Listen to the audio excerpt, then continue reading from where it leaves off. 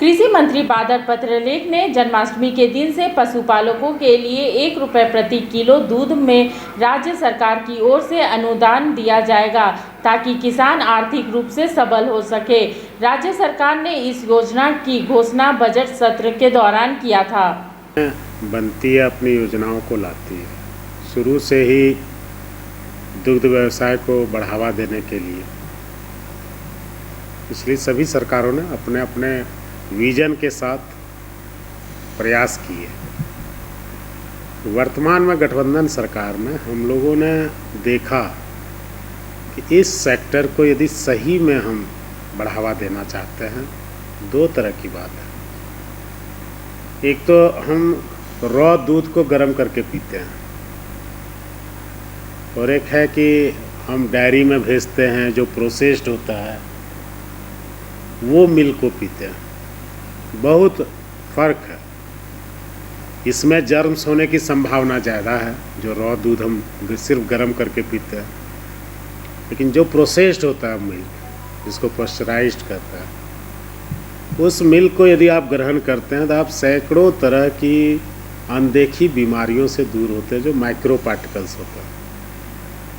तो यदि आप उस सेक्टर को बढ़ावा देना चाहते हैं कि नहीं, हम विजन के तहत चीज़ों को जड़ से ख़त्म करना चाहते हैं, तो डेयरी में दूध देने के लिए लोग कब प्रोत्साहित होंगे? जब उसको कोई इन्हेंसमेंट मिलेगा।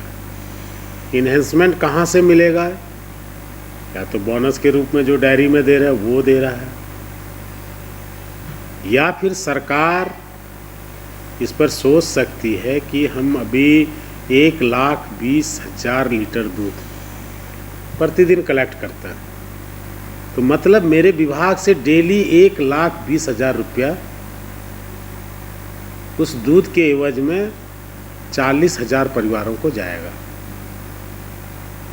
ये प्रोत्साहन उनके लिए एक बूस्टअप होगा। एक बेरोजगार जो दूध का व्यवसाय करता है, तो ये जो मनी होगा वो उसका सेविंग्स होगा। अब यदि 200 लीटर दूध कोई भी युवा जमा करके रोज़ दे सकता है, 4 घंटे की मेहनत, उसका मुनाफा, उसका ये सब कुछ इनपुट आउटपुट कॉस्ट वो उसके दाम से निकल जाएगा। लेकिन ये जो 200 रुपया डेली हम उनको देंगे, 6,000 रुपया महीना, ये उसके जीवन में काम आएगा, ये उसके नवनिर्माण में काम आएगा।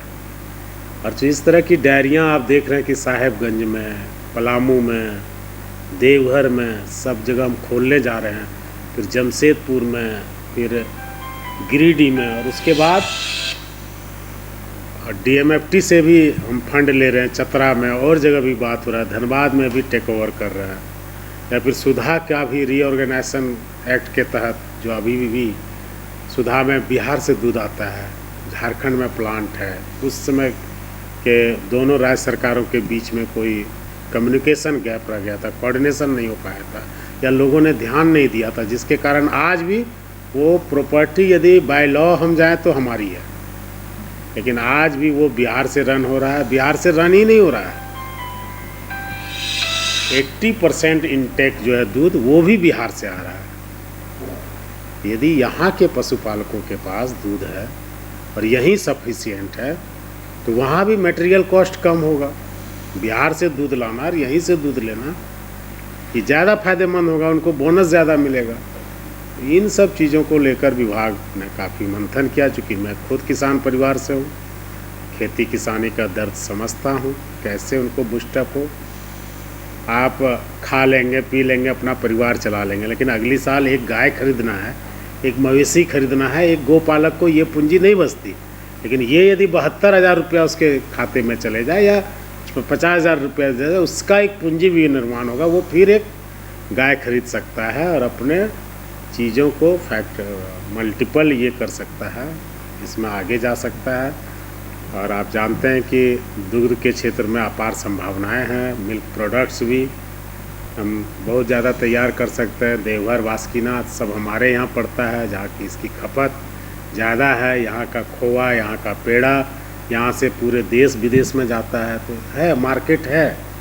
पोटेंशियल थिंकिंग और दूरदर्शी सोच के तहत डिपार्टमेंट काम कर रहा है, और उम्मीद है कि आने वाले दिनों में इससे लाखों नौजवान इस रोजगार से जुड़कर झारखंड की समृद्धि की गाथा लिखेंगे। जो हमने सपना देखा है कि अभी 12% जीडीपी में हमारा योगदान है राज्य के, वो कैसे हम 20% तक ले जाएं। जैसे ही 20% तक मेरा योगदान होगा, सभी फैक्टर एक साथ काम करेगी और बिरसा के साथ झारखंड नव निर्माण में अग्रणी दूत बनकर आएंगे। भावना के साथ हमने जोड़ा है, उनकी ज़रूरत को समझा है और सब तरह से हमने बजट में आपने देखा होगा कि चैम्बर ऑफ फार्मर्स का भी हमने नाम दिया, गोमुक्ति धाम भी लेकर आए। तो आपने देखा हो कि एक सोच, एक टारगेट, एक अचीवमेंट, भावना, सब चीज़ों को ध्यान में रखते हुए विभाग धीरे धीरे आगे सीढ़ियाँ चढ़ रहा है। अब पदाधिकारी, यहाँ के जो किसान हैं, बिरसा किसान, सब पर निर्भर करता है कि हम कहाँ तक इसको लेकर जाएं। 15 अगस्त स्वतंत्रता दिवस के अवसर पर बिहार, झारखंड एवं देश के तमाम नागरिकों को मेरी ओर से हार्दिक शुभकामनाएं एवं बधाई। आइए सब हम लोग साथ मिलकर नया राष्ट्र के निर्माण में अपना योगदान दें और देश को आगे बढ़ाने, सारा मतभेद भुला करके देश को आगे बढ़ाने में सभी सहयोग करें। जय हिंद। 15 अगस्त आज़ादी का दिन है और पूरे देश के लोगों से हम लोगों का अपील है कि भाईचारे के साथ मनाइए, खुशी से मनाइए। और ये राष्ट्रीय त्यौहार है। बहुत संघर्ष के बाद, बहुत सारे बलिदान के बाद 1947 में हमारा देश आज़ाद हुआ और इतनी कुर्बानी के बाद हुआ है। सबको यही हम लोग का संदेश है कि अमन चैन बरकरार रहे, भाईचारा के साथ सब कुछ जश्न मनाएं।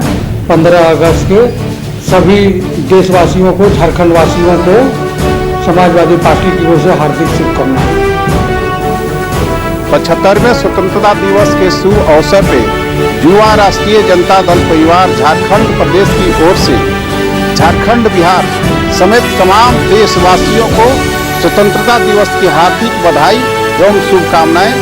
आइए देश की एकता और अखंडता को बनाए रखते हुए, देश में सौहार्दपूर्ण वातावरण बनाए रखते हुए देश के विकास में योगदान दें। जय हिंद। जय शंकर, भारत माता की जय। 75वें स्वतंत्रता दिवस की सारे देशवासियों का हार्दिक मंगल कामना। देश की एकता और अखंडता को बनाए रखें। आए हम सब मिलकर देश के नव निर्माण में सहभागी बने। जय हिंद। जब टूटती है आस, जब थकती है सांस, जब रूठते हैं अपने, मुंह मोड़ता है जमाना, जब अंगड़ाई लेता है संकल्प, फिर बनती है कहानी, बनते हैं अनमिट निशान।